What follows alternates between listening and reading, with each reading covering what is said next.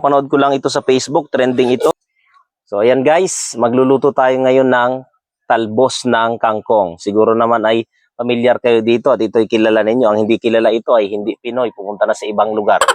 Sa ibang planeta pala rather. Yan, himayin lang natin siya isa-isa guys. Tingnan natin mabuti ang mga dahon niya at baka may masamang wormies. Yan.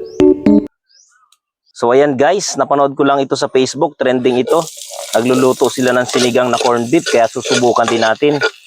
So simple lang ang ating mga pampalasa. Gigisahin muna natin yung ating corned beef. Saka natin siya lalagyan ng sabaw. So sinigang ito na walang siling pansigang. So wala kasing sili dito sa aming pansigang. Bababa pa kaya pwede na to. Ilalagay na natin ang ating corned beef Argentina. Yan. Gigisahin muna natin yan. Para mabawas-bawasan ang kanyang lansa. Gisa or sangkot sa bagayan. Misi anong tawag dyan.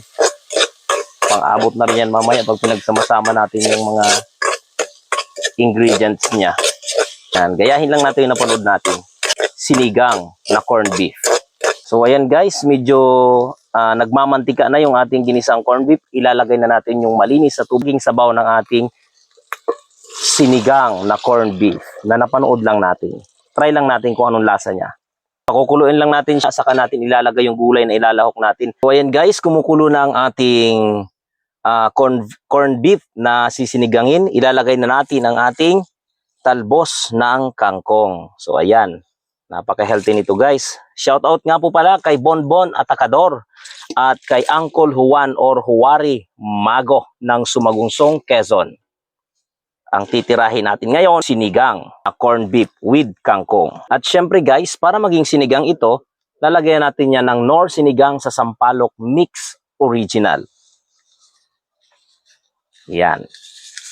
So, sana ay maging lasa siyang sinigang. Okay.